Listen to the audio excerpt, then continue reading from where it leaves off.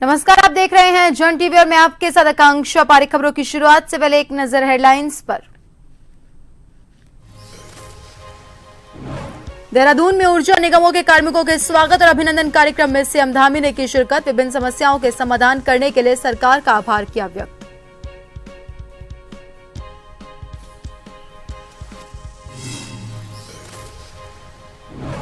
प्रदेश के मदरसा बोर्ड के अध्यक्ष का रुड़की दौरा। उलेमाओं ने फूल मालाओं से किया जोरदार स्वागत। कहा, धामी सरकार अरबी मदरसों को लेकर बेहद गंभीर। कई छात्र समाज की मुख्य धारा से जुड़े।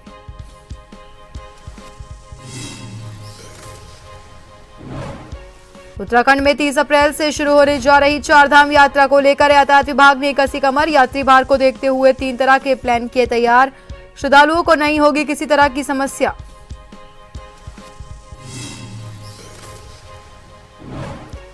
प्रदेश में वक्त से पहले ही डेंगू ने दी दस्तक। राजधानी देहरादून में 2 दर्जन से ज्यादा मामले आए सामने। नगर निगम ने की मच्छर और लार्वा नष्ट करने के लिए अभियान की शुरुआत।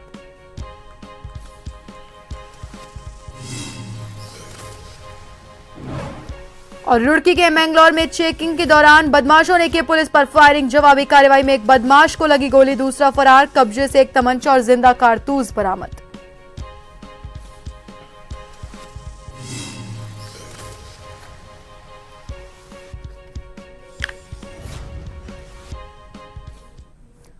उत्तराखंड विद्युत अधिकारी कर्मचारी संयुक्त संघर्ष मोर्चा से जुड़े कार्मिकों की ओर से आयोजित स्वागत अभिनंदन कार्यक्रम में सीएम धामी शामिल हुए। इस दौरान बड़ी संख्या में आए ऊर्जा निगमों के कार्मिकों ने विभिन्न समस्याओं के समाधान करने के लिए सरकार का आभार व्यक्त किया। सीएम ने कहा कि ऊर्जा निगमों के समर्पित कार्मिक हर मौसम और प्रतिकूल परिस्थितियों में भी उत्तराखंड के शहरों से लेकर सुदूरवर्ती गांव तक निरंतर विद्युत आपूर्ति बनाए रखने के लिए अथक प्रयास करते रहते हैं। ऊर्जा क्षेत्र के विकास में इनकी भूमिका बेहद महत्वपूर्ण है और सरकार उनके अधिकारों और हितों की रक्षा के लिए पूरी तरह से संकल्पबद्ध है। सीएम ने कहा कि जब इस राज्य की नींव रखी जा रही थी तब राज्य को ऊर्जा प्रदेश के रूप में स्थापित करना भी एक ध्येय था, संकल्प था। तो हमें इस संकल्प को भी आगे बढ़ाना है। मुझे विश्वास है आप सभी इस निष्ठा और लगन के साथ काम करते रहेंगे। हम सब मिलकर उत्तराखंड को पावर सरप्लस राज्य बनाने में जरूर सफल होंगे।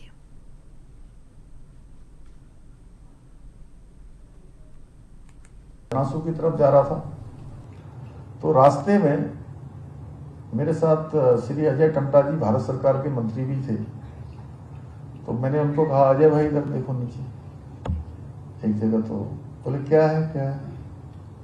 मैंने कहा, यहाँ सूर्य घर की जो है ये खेती हो रही है।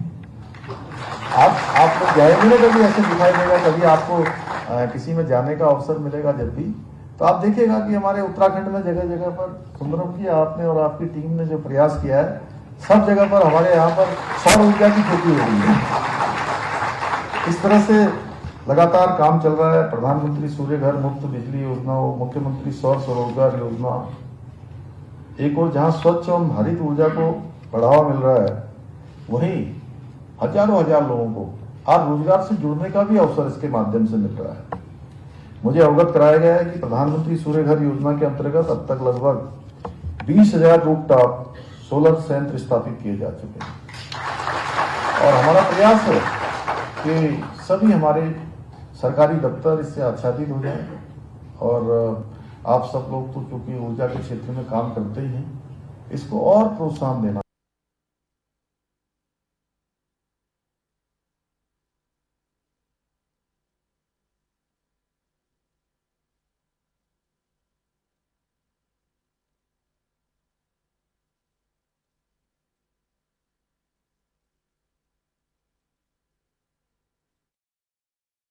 और खबरों की ओर रुख करेंगे, लेकिन उससे पहले आपको सीधा ले चलते हैं राजस्थान के माउंट आबू, जहां पर ब्रह्मा कुमारी संस्था के रजत जयंती कार्यक्रम में गृह मंत्री अमित शाह संबोधित कर रहे हैं। राजयोगिनी शुक्ला दीदी जी, राजयोगी मृत्युंजय भाई, कर्नल बीसी शक्ति जी, सिस्टर शिविका जी और आज के कार्यक्रम में आए हुए सभी चुने हुए जनप्रतिनिधि, ब्रह्मा कुमारी संस्था के ढेर सारे अनुयायी और सुरक्षा बलों के सभी प्रतिनिधि को मेरा प्रणाम।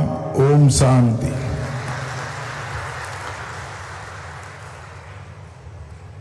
मैं पहली बार ब्रह्मा कुमारी के कार्यक्रम में आया हूं और मैंने बहुत सुना था कि ब्रह्मा कुमारी योग और ध्यान के माध्यम से समग्र विश्व में हर मानव के अंदर शांति और साधना का एक दीप प्रज्वलित करने का काम कर रहे हैं। मगर जब मैं ये संस्थान में आया, मैंने कुछ ना सुना था ना कुछ किया था, परंतु मन को अगाध शांति का अनुभव यहां पर आकर हुआ है। यह अनेक वर्षों से हर व्यक्ति के अंदर पड़ी हुई सद्वृत्ति को जागरूक करने का जो प्रयास हो रहा है, इसी के तपोबल से एक अद्भुत शांति का वातावरण इस परिसर में कम से कम मैंने तो महसूस किया है।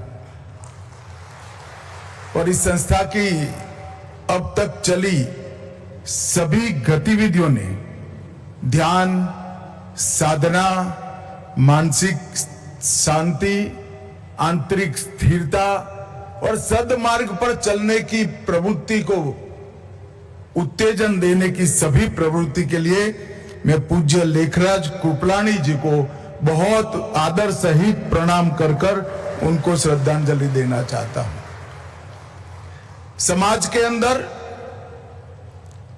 व्यक्तिगत जीवन में जब गुरु मिल जाता है, तब कई लोगों के जीवन सन्मार्ग पर प्रशस्त हुए के बहुत सारे उदाहरण हैं। मगर कुछ लोग इस प्रकार का काम कर जाते हैं जो हर व्यक्ति के आत्मा को ही एक दीप बनाकर प्रकाशमय मार्ग पर चलने के लिए हर व्यक्ति को प्रशस्त करते हैं। लेखराज कृपलानी जी ने ब्रह्मा कुमारी की स्थापना कर हरेक व्यक्ति के आत्मा को दीप बनाकर उसके प्रकाश में आगे बढ़ने का एक बहुत बड़ा आह्वान किया, जिसका समाज पर आज बहुत बड़ी असर दिख रही है। मैं आज यहां आया हूं तब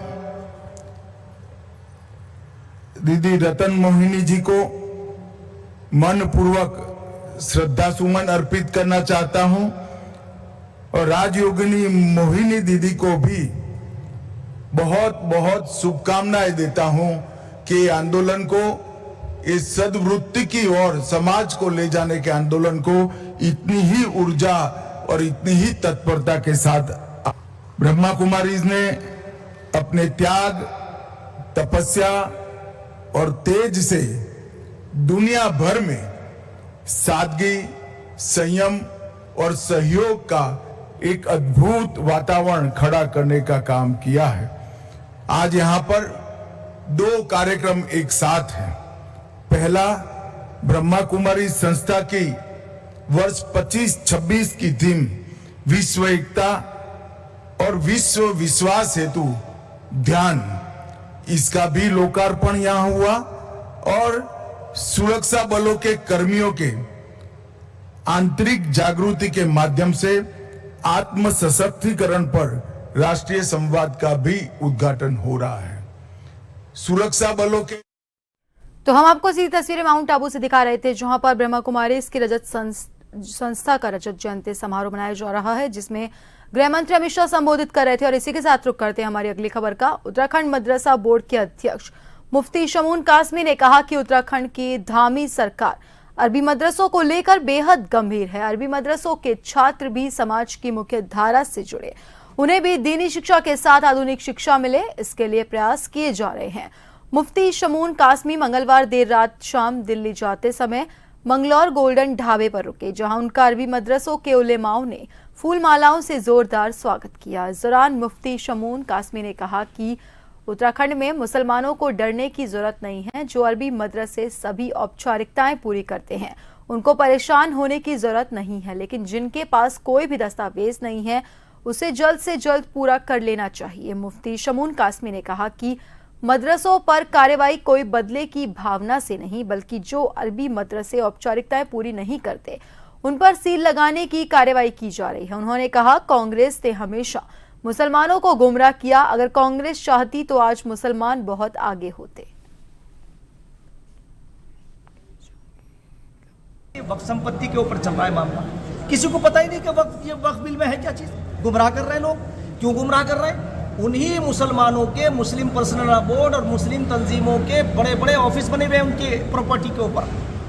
आप बताइए, 12,000 करोड़ जिससे अर्जित किया जा सकता था वो 170 करोड़ रुपए दे रही है। तो ये तुम्हारे बच्चों का हक इनके घरों में जा रहा है। तो इसलिए मैं आपसे कहना चाहता हूं कि मदरसों के बारे में जहाँ तक है, हम पूरा हमारा प्रयास है कि आपको गुणवत्तापूर्ण एजुकेशन, जो NCERT आप धार्मिक एजुकेशन दें, उसके साथ साथ आप जो बच्चों को मेन स्ट्रीम की एजुकेशन भी दें, ताकि आने वाले तुम्हारे बच्चे अपने पैरों पे खड़े हो सकें। कोर्ट ने ऋषिकेश नगर निगम के हालिया चुनावों में निर्वाचित मेयर शंभू पासवान के जाति प्रमाण पत्र को लेकर दाखिल याचिका का निस्तारण करते हुए डीएम देहरादून को निर्देश दिए। उन्हें 4 सप्ताह के भीतर प्रमाण पत्र की जांच कर निर्णय लेना है। वहीं डीएम देहरादून सविन बंसल ने बताया, हाईकोर्ट के फैसले के मुताबिक कमेटी का गठन किया गया है। रिपोर्ट मिलने के बाद मामले की विस्तृत जांच करके कोर्ट के समक्ष पेश की जाएगी। दरअसल ऋषिकेश नगर निगम चुनाव में निर्दलीय प्रत्याशी दिनेश चंद्र मास्टर की ओर से दाखिल याचिका में आरोप लगाया गया कि शंभू पासवान ने चुनाव के दौरान स्वयं को अनुसूचित जाति का सदस्य दर्शाया था। याचिकाकर्ता के मुताबिक विभिन्न रजिस्ट्री दस्तावेजों में शंभू पासवान की जाति का उल्लेख नहीं मिलता।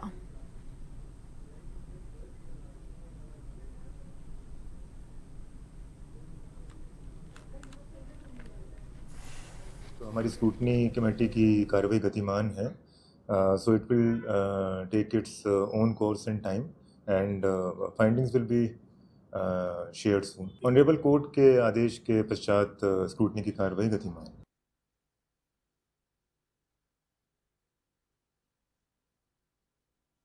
पिथौरागढ़ राष्ट्रीय राजमार्ग में लोहाघाट के देवराड़ी बैंड से प्रस्तावित बाईपास निर्माण को लेकर प्रशासन ने सर्वे कार्रवाई शुरू कर दी है। लोहाघाट बाईपास निर्माण सर्वे को लेकर तहसीलदार लोहाघाट जगदीश नेगी के नेतृत्व में सर्वे टीम लोहाघाट के रायकोट गांव पहुंची। सर्वे में ग्रामीणों के अधिकांश नाप और कृषि भूमि बाईपास निर्माण में कट रही है, जिसका ग्रामीणों के द्वारा ग्राम प्रधान प्रशासक सरोज कुंवर के नेतृत्व में कड़ा विरोध किया गया।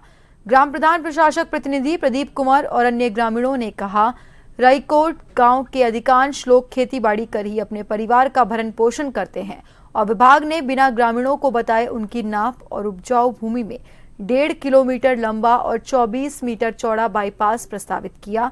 अगर ये बाईपास बनता है तो अधिकांश ग्रामीण भूमि विहीन हो जाएंगे। प्रदीप कुमार ने कहा, विभाग को ऐसी सर्वे करनी चाहिए जिससे ग्रामीणों की कम से कम उपजाऊ और नाप भूमि कटे और बाईपास भी बन जाए।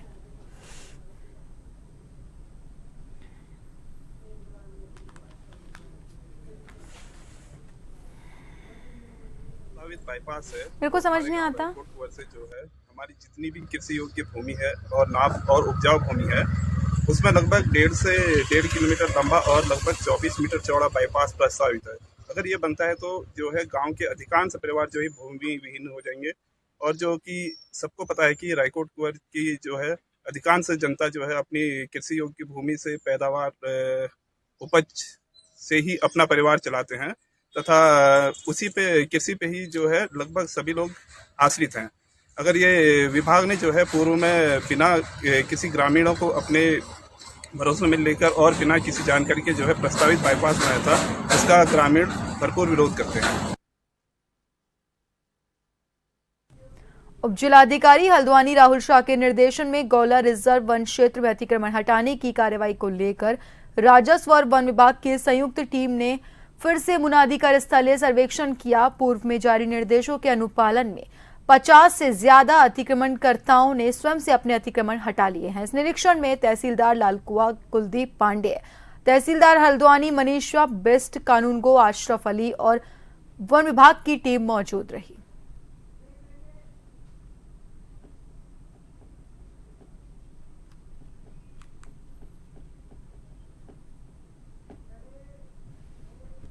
और फिलहाल के लिए रुकते हैं एक ब्रेक के लिए।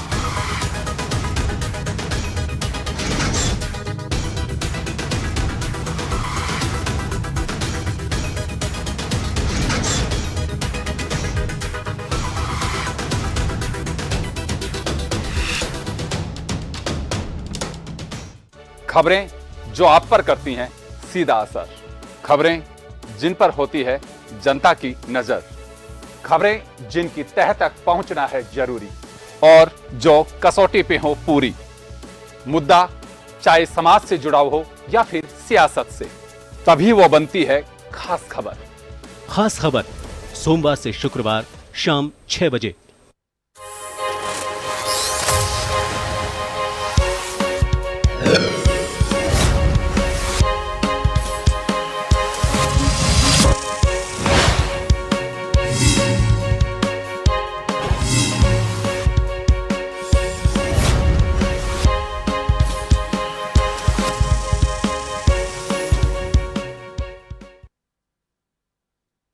ब्रेक के बाद एक बार फिर से आप सभी का स्वागत है। बढ़ते हैं अगली खबर की ओर। हल्द्वानी में महिला सुरक्षा को लेकर जिला प्रशासन ने सख्ती बरतनी शुरू कर दी है। एसडीएम और नगर आयुक्त के नेतृत्व में सघन निरीक्षण अभियान चलाया गया।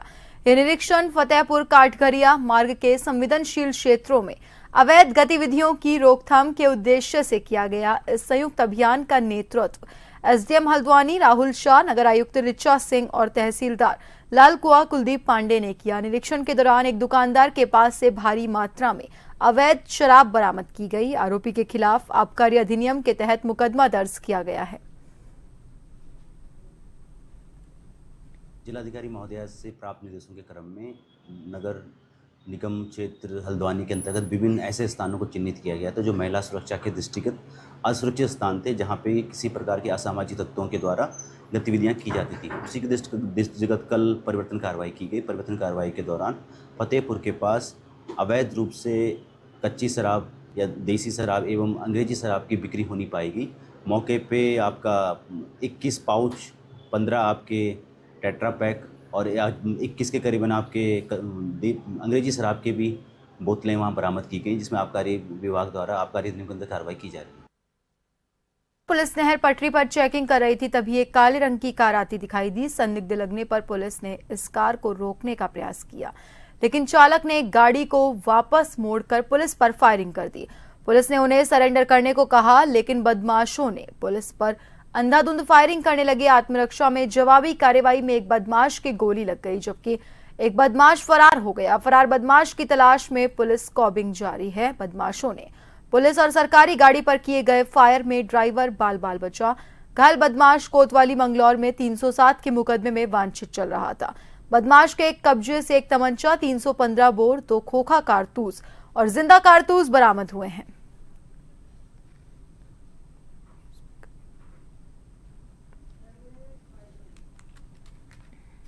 देखिए, मंगलौर थाना क्षेत्र का मामला है। हमारी जो थाने की पुलिस थी वो नहर पट्टी पे चेकिंग कर रही थी, तो एक बिना नंबर की क्रेटा कार को इन्होंने रोकने का प्रयास किया। वो बताते हैं रुकी नहीं और उसने भागते हुए हमारी जो सरकारी व्हीकल है उस पर फायर किया है। फ्रंट विंडो पे उसके फायर हुआ है, तो जवाबी कार्रवाई में पुलिस ने भी फायर की। तो एक साथी तो गाड़ी छोड़ के भाग गया और दूसरा जो हमारे हत्थे चढ़ा है इसके पैर में गोली लगी है। इसका नाम है विशाल उर्फ काकू, मुजफ्फरनगर शकरपुर थाना क्षेत्र का रहने वाला है और ऑलरेडी इस पे अभी जो प्रथम दृष्टया पता लगा है यूपी में 4 मुकदमे हैं और 1-2 मुकदमे हमारे थाना मंगलौर में भी हैं और हमारे 307 जो हत्या के प्रयास के मामले में पिछले काफी समय से वांटेड चल रहा था। पहले घर में घुसकर मारपीट और तोड़फोड़ करने के मामले में पीड़ित के चाचा सहित 3 लोगों के खिलाफ पुलिस ने मुकदमा दर्ज किया है। सिविल लाइंस कोतवाली के मोहल्ला सोत कबाड़ी बाजार निवासी गुल मोहम्मद खान ने बताया, उसका परिवार ऑफिस में बैठा हुआ था, तभी जामा मस्जिद निवासी उसके चाचा असलम खान अपने साथ 2 लोगों को लेकर आए और घर में घुसकर गाली गलौज कर तोड़फोड़ करते हुए मारपीट की। मारपीट में उसकी मां और भाई को चोट लगी। आरोप है आरोपी मारपीट के बाद डीवीआर भी चुरा ले गए। घटना पास ही लगे सीसीटीवी कैमरा में कैद हो गई, जिसमें आरोपी डीवीआर ले जाते हुए नजर आ रहे हैं। एसपी देहात शेखर चंद्र सुयाल ने बताया, आरोपी असलम, ताज मोहम्मद, नैक मोहम्मद विरुद्ध मुकदमा दर्ज किया गया है। ये परसों की घटना है जिसमें जो सिविल लाइन कोतवाली क्षेत्र में किसी घर में जो पूर्व से परिचित और रिश्तेदार भी शायद दूर के हैं वो आए थे। उनका आपस में किसी लेन देन को लेके कुछ पहले से कुछ चल रहा था, तो बताते हैं कि उस पर्टिकुलर दिन में उन्होंने वहां पर उनके साथ मारपीट करी और कुछ बदतमीजी तोड़फोड़ की घटना हुई है। पुलिस ने इसका संज्ञान लिया। प्रथम दृष्टया घटनाक्रम की पुष्टि हुई, तो जो तहरीर हमें मिली है उसके आधार पर मुकदमा दर्ज है। 3 लोग उसमें नेम्ड हैं। विवेचना आगे चल रही है, तो जैसे फैक्ट विवेचना में आएंगे उसके हिसाब से आगे लीगल कार्रवाई की जाएगी। राजधानी देहरादून में डेंगू ने समय से पहले दस्तक दे दी है। जिले में 2 दर्जन से ज्यादा मामले सामने आ गए हैं, तो वहीं इसके बाद नगर निगम देहरादून ने रोकथाम के लिए कमर कस ली है। देहरादून शहर में डेंगू के मच्छर और लार्वा नष्ट करने के लिए अभियान की शुरुआत हो गई है। मेयर देहरादून ने नगर निगम से 5 एंटी लार्वा टैंकर्स को हरी झंडी दिखाई।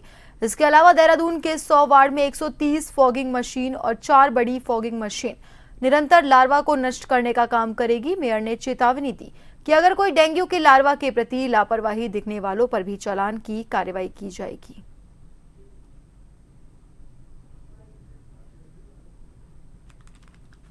संभावना हमें भी लगता है कि ज़्यादा डेंगू फैलने की संभावना है। उसके लिए निगम ने भी अपनी पूर्ण रूप से कमर कस ली है। आप देखेंगे लगातार हमारे 130 तो यहाँ पे छोटी फॉगिंग मशीनें हैं, सारे वार्डों में जाएंगी, गली गलियों में जाएंगी। साथ ही सारे वार्डों के लिए हमने 4 जो हैं वो हमारी जो बड़ी मशीनें जो हैं उसके द्वारा भी फॉगिंग की जाएगी। साथ ही एंटी लार्वा जो हमारे टैंकर्स हैं 5 अभी हैं जो हम आज यहाँ से रवाना कर रहे हैं, और 15 तक हम इस संख्या को भी लेके जाएंगे। ये जो बड़े जो हमारे जो फॉगिंग मशीनें हैं ये भी हम 4 से बढ़ाकर ज़्यादा करने वाले हैं। निश्चित तौर पर देहरादून शहर के अंदर पूर्ण रूप से नगर निगम ने इस समय ठान लिया है कि डेंगू मुक्त अपने निगम को करेंगे। और साथ ही लार्वा के संबंध में जहाँ भी हमको पाई जाती है कोई अनियमितता है और किसी भी प्रकार के कोई संस्थान या किसी भी प्रकार से अगर वहाँ पे लापरवाही पाई जाती है तो उसके खिलाफ कठोर कार्रवाई की जाएगी। उत्तराखंड में 4 धाम यात्रा 30 अप्रैल से शुरू होने जा रही है। इसको लेकर एक तरफ जहां सरकार की ओर से तैयारियों को लेकर के लगातार बैठकों का दौर जारी है, तो वहीं यातायात के सुविधा को सुचारू रूप से बहाल करने के लिए यातायात विभाग भी कमर कस चुका है। 4 धाम यात्रा में आने वाले श्रद्धालुओं को देखते हुए यातायात विभाग ने 3 तरह के प्लान डिजाइन किए हैं ताकि 4 धाम यात्रा में आने वाले श्रद्धालुओं को किसी तरह की दिक्कत न हो। निदेशक यातायात उत्तराखंड NS नपलच्याल ने कहा कि 4 धाम यात्रा में आने वाले श्रद्धालुओं की भीड़ को देखते हुए यातायात विभाग ने अपनी पूरी तैयारी कर ली है।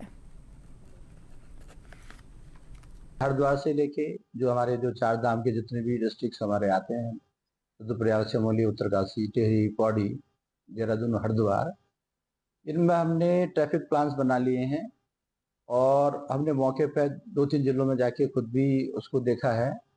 और उसमें हमने ट्रैफिक का जो यातायात का जो दबाव है वो आने वाले समय में बढ़ता ही जाएगा। तो इसके दृष्टिगत हमने ABC 3 प्लान हमने बनाए हैं, जिसमें नॉर्मल डेज में या नॉर्मल रूटीन ट्रैफिक में क्या हमारा प्लान रहेगा। जैसे A के तहत हम चलेंगे, थोड़ा ट्रैफिक का दबाव हमारा बढ़ता है तो हम B प्लान करेंगे जिसमें डाइवर्जन के कुछ प्लान्स होंगे, और C में यदि अत्यधिक ट्रैफिक का दबाव होता है तो उसमें हमने देहरादून और हरिद्वार में और ऊपर के जो पहाड़ी जनपद है, यद्यपि वहां तो बहुत। और फिलहाल के लिए बुलेटिन में इतना ही। बने रहिए जन टीवी के साथ। नमस्कार।